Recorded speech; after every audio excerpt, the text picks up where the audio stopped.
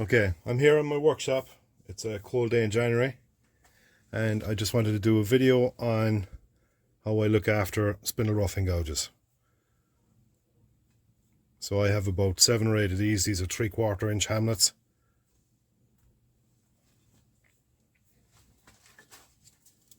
So I start by cleaning the flute. So I use a piece of 320 grit. Use sandpaper, that's very important. Just clean any residue on the inside of the flute. There we are, nice and clean. Now, I set up this platform at 44 degrees.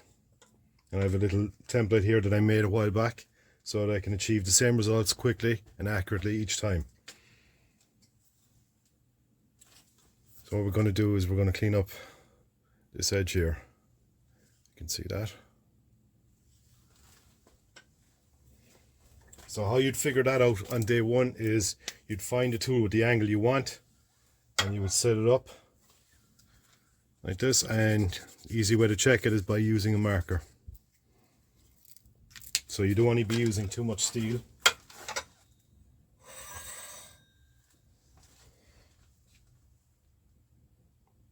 You can see that there. That's the easy way of doing it.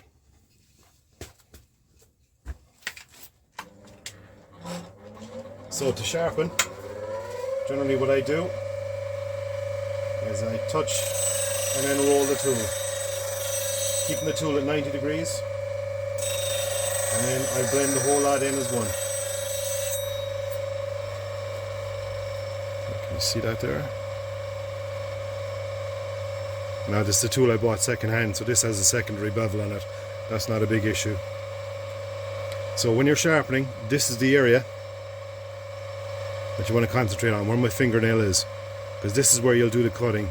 You never do the cutting out here on the edges, and it's kind of important that you try and maintain the 90-degree bevel edge here on this side.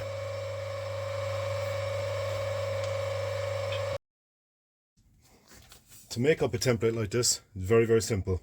Set the platform to the desired angle. In my case it's 44 degrees. Spindle roughing gouges are sharpened between 35 and 44 degrees generally. I'm just kind of comfortable with that angle. So you get a piece of waste wood and you put it up against the wheel and you just mark the angle. Now, can you see that there? Right, so here's my template. This was actually used as a skew profile, and I changed to make it for this. So all I've done is I've cut this section out to allow these 2 points to touch very easily, and you can do the same here. Now you could cut this out and leave it like that, but this is just much easier.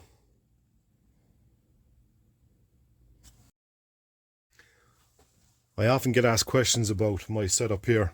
So what I use, these are CBN wheels, and they're basically lifetime wheels. I bought these back in 2016 and they're still good. They still have a bite in them. I much prefer them over the likes of these. These are the aluminium oxide. These are very, very messy. I've removed the guards from the grinder here.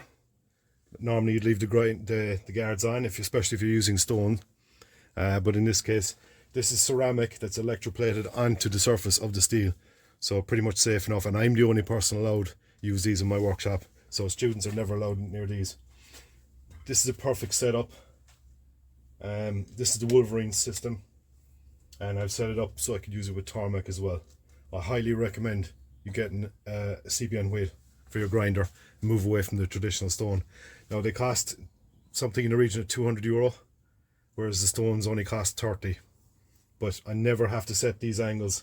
Do them once, they're done for good. Any questions? Pop them in below in the comments.